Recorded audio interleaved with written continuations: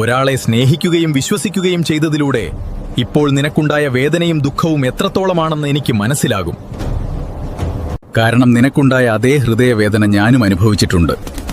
ഒരേ വേദന അനുഭവിച്ചവരോട് പറഞ്ഞാൽ മാത്രമേ ആ വേദനയുടെ ആഴം മനസ്സിലാകൂ.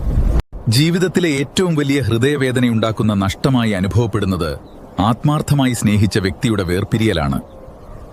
ആ വേർപിരിയലിൽ കൂടുതലായി നിന്നെ അലട്ടുന്നത് ഉത്തരം കിട്ടാത്ത ചില ചോദ്യങ്ങൾ ബാക്കിയാക്കിയതിന്റെ അടിസ്ഥാനത്തിലായിരിക്കും.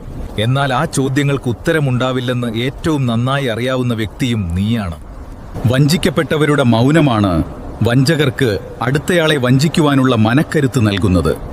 ഇവിടെ ഹൃദയവേദനയുടെ പ്രതികാരമല്ല വേണ്ടത്, അത് നിനക്ക് അധർമ്മത്തിന്റെ നാശം വിതയ്ക്കും. ശക്തമായ പ്രതികരണമാണ് ആവശ്യമാവേണ്ടത്. ആ പ്രതികരണം വേദന കൊണ്ട് തളർന്നുപോയ നിന്റെ മനസ്സിനോട് തന്നെയാണ് വേണ്ടത്. മനസ്സിനെ ഉയർത്തിയാൽ നിന്നിൽ സത്യമുണ്ടെങ്കിൽ വഞ്ചിച്ചയാൾക്ക് മുമ്പിലും നീ ഉയരും.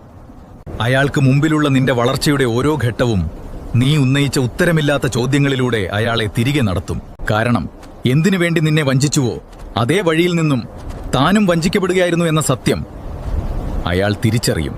കൂടാമേ, നിന്റെ മുന്നോക്ക വഴികളിലൂടെ അയാൾ പറയാതിരുന്ന നിന്റെ ചോദ്യങ്ങൾക്കുള്ള ഉത്തരങ്ങളും നിനക്ക് ലഭിക്കും. നന്മയോടെ നിന്ന നിന്റെ വിശ്വാസത്തിന് കളങ്കം വരുത്തിയവർക്ക് അതേ വേദന കാലം തിരിച്ചു നൽകും. അന്ന് നിന്നെ വഞ്ചിക്കുവാൻ കൂടെ ചേർത്ത ആരും തന്നെ അവർക്കൊപ്പം ഉണ്ടാവില്ല. നിന്നെ ഒറ്റപ്പെടുത്തിയതുപോലെ അവരും ഒറ്റപ്പെടും. അപ്പോഴേക്കും നിന്നിൽ നിന്നും നേടിയെടുത്ത പലതും അവർക്ക് നഷ്ടമാകുകയും ചെയ്യും. അന്ന് നിന്റെ മൂല്യം അവർ തിരിച്ചറിയും. നന്മകൾക്കും തിന്മകൾക്കും കാലം നൽകുന്ന പ്രതിപ്രവർത്തനമാണ് കർമ്മ. ഇന്ന് നിന്നെ ചതിച്ചുകൊണ്ട് വേദനിപ്പിക്കുകയും കരയിക്കുകയും ചെയ്തവർ നാളെ നിന്നേക്കാൾ ഭംഗിയായി ചതിക്കപ്പെടുകയും വേദനയോടെ ഉച്ചത്തിൽ കരയുകയും ചെയ്യും. വിശ്വസിച്ച് കൂടെ നിൽക്കുന്ന ഒരാളെ ചതിക്കുമ്പോൾ സ്വന്തം നഷ്ടങ്ങളുടെയും നാശത്തിന്റെയും വഴികൂടിയാണ് ഒരുക്കുന്നത്.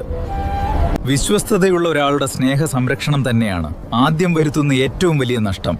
ശേഷം ചേർത്തവരിൽ ആർക്കും തന്നെ നഷ്ടപ്പെടുത്തിയതിനോളം മൂല്യത്തോടെ നിൽക്കുവാനും സാധിക്കില്ല. പിന്നീട് ചതിക്കപ്പെട്ട ആളിൽ നിന്നും പ്രാപ്തമാക്കിയതൊക്കെയും കൈമോശം വന്നു തുടങ്ങുമ്പോൾ മുതൽ കൂടുതൽ ആകർഷകമെന്ന് കരുതി കൂടെ ചേർത്തവരൊക്കെയും സ്വയരക്ഷയ്ക്കായി അകന്നു തുടങ്ങും. അതോടെ ചക്രവ്യൂഹത്തിൽ അകപ്പെട്ട അവസ്ഥയിലേക്ക് അയാൾ മാറും. സാഹചര്യങ്ങളിൽ മാറ്റങ്ങൾ ഉണ്ടാകുമെങ്കിലും ഇതുതന്നെയാണ് ഒരാളെ ചതിച്ചുകൊണ്ട് സന്തോഷിച്ചയാൾക്ക് കാലം തിരിച്ചു നൽകുന്നത്. ധാർമ്മികതയുള്ള നിന്റെ മൂല്യങ്ങൾ സൂര്യനെ പോലെ പ്രകാശിച്ചുകൊണ്ട് എക്കാലവും നിലനിൽക്കും. അധർമ്മങ്ങൾ എത്രയൊക്കെ ശക്തി പ്രാപിച്ചാലും ഈയാമ്പാറ്റകളെ പോലെ ചിറകുകൾ കൊഴിഞ്ഞ് നിലം പതിക്കും.